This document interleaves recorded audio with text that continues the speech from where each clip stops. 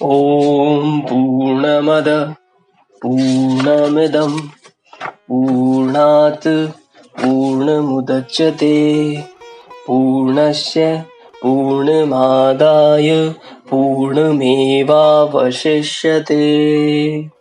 श्री जगदम्बिकायै नमः। तो आज हम परम कल्याणमयी जगदम्बा माँ अम्बा के चरणों में अपना ध्यान लगाते हुए तृतीय स्कंद का 18वां अध्याय का पठन और श्रवण शुरू करने जा रहे हैं, जिसमें राजकुमारी शशिकला द्वारा मन ही मन सुदर्शन का वर्ण करना, काशीराज द्वारा स्वयंवर की घोषणा, शशिकला का सखी के माध्यम से अपना निश्चय माता को बताना वर्णित है। तो एक बार फिर से परम आदरणीय माँ जगदम्बा के चरणों में अपना ध्यान लगाते हुए आज का ये पाठ आरंभ करते हैं। व्यास जी बोले, उस ब्राह्मण का वचन सुनकर सुंदरी शशिकला प्रेम विभोर हो गई और वह ब्राह्मण इतना कहकर शांत भाव से उस स्थान से चला गया। उस श्रेष्ठ ब्राह्मण के चले जाने पर वह सुंदरी पूर्व अनुराग से तथा विप्र की बातों से प्रेमातिरेक के कारण अत्यधिक अधीर हो उठी। तदंतर उस शशिकला ने अपनी इच्छा के अनुसार चलने वाली एक सखी से कहा कि रस से अनभिज्ञ तथा उत्तम कुल में उत्पन्न उस राजकुमार के विषय में सुनकर मेरे शरीर में विकार उत्पन्न हो गया है। इस समय कामदेव मुझे अत्यधिक पीड़ा दे रहा है। अब मैं क्या करूं और कहां जाऊं? जब से मैंने स्वप्न में दूसरे कामदेव के सदृश उस राजकुमार को देखा है, तभी से विरह से आकुल हुआ मेरा कोमल मन अत्यधिक संतप्त हो रहा है। हे भामिनी, इस समय मेरे शरीर में लगा हुआ चंदन विष के समान, यह माला सर्प के तुल्य तथा चंद्रमा की किरणें अग्नि सदृश प्रतीत होती हैं। इस समय महल में, वन में, बावली में तथा पर्वत पर कहीं भी मेरे चित्त को शांति नहीं मिल पा रही है। नाना विधि सुख साधनों से दिन में अथवा रात में किसी भी समय सुख की अनुभूति नहीं हो रही है। शैया, तांबूल, गायन तथा वादन, इनमें कोई भी चीजें मेरे मन को प्रसन्न नहीं कर पा रही है और न तो मेरे नेत्रों को कोई भी वस्तु तृप्त ही कर पा रही है। जी करता है उसी वन में चली जाऊं जहां वह निष्ठुर विद्यमान है, किंतु कुल की लज्जा के कारण भयभीत हूं और फिर अपने पिता के अधीन भी हूं। क्या करूं? मेरे पिता अभी मेरा स्वयंवर भी नहीं आयोजित कर रहे हैं। यदि स्वयंवर हुआ तो मैं इच्छा पूर्वक अपने को सुदर्शन को समर्पित कर दूंगी। यद्यपि दूसरे सैकड़ों समृद्धशाली नरेश हैं, परंतु मुझे रमणीय नहीं लगते। राज्यहीन होते हुए भी इस सुदर्शन को मैं अधिक रमणीय मानती हूँ। व्यास जी बोले, अकेला, निर्धन, बलहीन, वनवासी तथा फल का आहार करने वाला होते हुए भी सुदर्शन उस शशिकला के हृदय में पूर्ण रूप से बस गया था। भगवती के वाग्बीज मंत्र के जप से सुदर्शन को यह सिद्धि प्राप्त हो गई थी।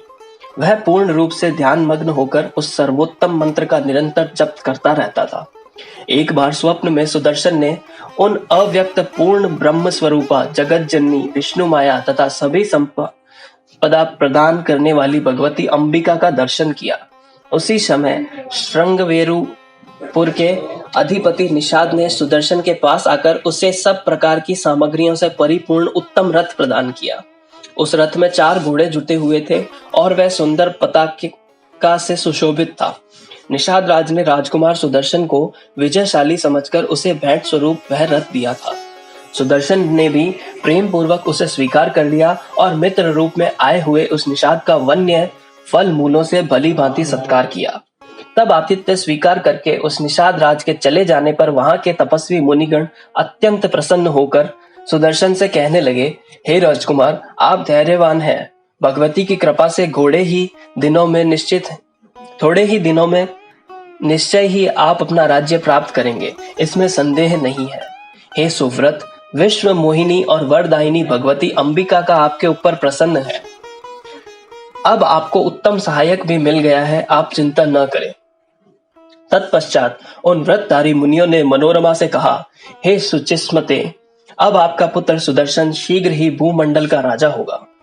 तब उस कोमलांगी मनोरमा ने उनसे कहा, आप लोगों का वचन सफल हो। हे विप्रगण, यह सुदर्शन आप लोगों का सेवक है। सच्ची उपासना से सब कुछ संभव हो जाता है, इसमें आश्चर्य है कि क्या। किंतु उसके पास न सेना है, न मंत्री है, न कोष है और न कोई सहायक ही है। ऐसी दशा में किस उपाय से मेरा पुत्र राज्य पाने के योग्य बन सकता है? आप लोग मंत्र के पूर्ण वेत्ता हैं, अतः आप लोगों को आशीर्वचनों से मेरा यह पुत्र निश्चय ही राजा होगा, इसमें संदेह नहीं है। व्यास जी बोले, रथ पर सवार होकर मेधावी सुदर्शन जहां भी जाता था वहां वह अपने तेज से एक अक्षयहिणी सेना से आवृत प्रतीत होता था। हे भूप, यह उस बीज मंत्र का ही प्रभाव था, दूसरा कोई कारण नहीं, क्योंकि वह सुदर्शन सर्वदा प्रसन्नता पूर्वक उसी मंत्र का जप किया करता था। जो मनुष्य किसी सद्गुण से कामराज नामक अद्भुत बीज मंत्र ग्रहण करके शांत होकर पवित्रता पूर्वक उसका जप करता है, वह अपनी सभी कामनाएं पूर्ण कर लेता है। हे नृपश्रेष्ठ, भूतल पर अथवा स्वर्ग में भी कोई ऐसा अत्यंत दुर्लभ पदार्थ नहीं है जो कल्याणकारी और भगवती के प्रसन्न होने पर न मिल सके। वे महान मूर्ख, भाग्यहीन तथा रोगों से व्यथित होते हैं जिनके मन में जगदम्बा के अर्चन आदि में विश्वास नहीं होता। हे कुरुनंदन, जो भगवती युग के आदि में सब देवताओं की माता कही गई है, इसी कारण आदि माता इस नाम से विख्यात है। वे ही बुद्धि, कीर्ति, धृति, लक्ष्मी, शक्ति, श्रद्धा, मति और स्मृति आदि रूपों से समस्त प्राणियों में प्रत्यक्ष दिखाई देती हैं। जो लोग माया से मोहित हैं, वह उन्हें नहीं जान पाते। कुतर्क करने वाले मनुष्य उस भुवनेश्वरी भगवती की शिवा का भजन नहीं करते।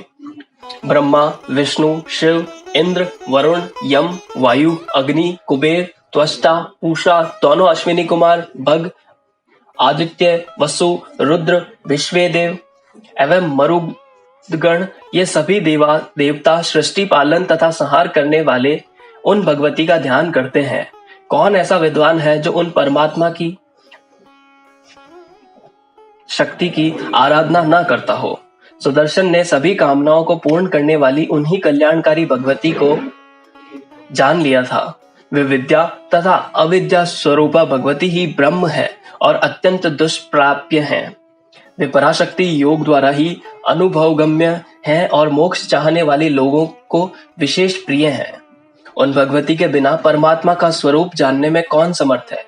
जो 3 प्रकार के सृष्टि करके सर्वात्मा भगवान को दिखलाती है, उन्हीं भगवती का मन से सम्यक चिंतन करते हुए राजकुमार सुदर्शन राज्य प्राप्ति से भी अधिक सुख का अनुभव करके वन में रहता था। उधर वह शशिकला भी काम से निरंतर अत्यधिक पीड़ित रहती हुई नाना विधि उपचारों से किसी प्रकार अपने दुखित शरीर धारण किए हुई थी। इसी बीच उसके पिता सुबाहु ने कन्या शशिकला को वर की अभिलाषिणी जानकर बड़ी सावधानी के साथ स्वयंवर आयोजित किया। विद्वानों ने स्वयंवर के 3 प्रकार बताए हैं।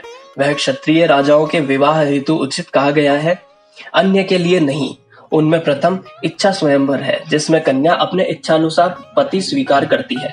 दूसरा पण स्वयंवर है, जिसमें किसी का प्रकार का पण शर्त रखा जाता है, जैसे भगवान श्री राम जानकी के स्वयंवर में शिव धनुष तोड़ा था। तीसरा स्वयंवर शौर्य शुल्क है, जो शूरवीरों के लिए कहा गया है। नृपश्रेष्ठ, सुबाहु ने उनमें इच्छा स्वयंवर का आयोजन किया। शिल्पों द्वारा बहुत से मंच बनवाए गए और उन पर सुंदर आसन बिछाए गए। तत्पश्चात राजाओं ने बैठने योग्य विविध आकार प्रकार के सभा मंडप बनवाए गए। इस प्रकार विवाह के लिए संपूर्ण सामग्री जुट जाने पर सुंदर नेत्रों वाली शशिकला ने दुखित होकर अपनी सखी से कहा, एकांत में जाकर तुम मेरी माता से मेरा यह वचन कह दो कि मैंने अपने मन में ध्रुव संधि के सुंदर पुत्र का पति रूप में वर्ण कर लिया है। उन सुदर्शन के अतिरिक्त मैं किसी दूसरे को पति नहीं बनाऊंगी, क्योंकि स्वयं भगवती ने राजकुमार सुदर्शन को मेरा पति निश्चित कर दिया है। व्यास जी बोले, उसके ऐसा कहने पर उस मृदुभाषिणी सखी ने शशिकला की माता विदर्भ सुता के पास शीघ्र जाकर एकांत में उनसे मधुर वाणी में कहा, हे साध्वी, आपकी पुत्री अत्यंत दुखित होकर मेरे मुख से आपको जो कहलाया है उसे आप सुन लें, और हे कल्याणी, इस समय शीघ्र ही उसका हित साधन करें। उसका कथन है कि भारद्वाज मुनि के आश्रम में जो ध्रुव संधि के पुत्र सुदर्शन रहते हैं, उनका मैं अपने मन में पति रूप में वर्ण कर चुकी हूँ, अतः मैं किसी दूसरे राजा का वर्ण नहीं करूंगी।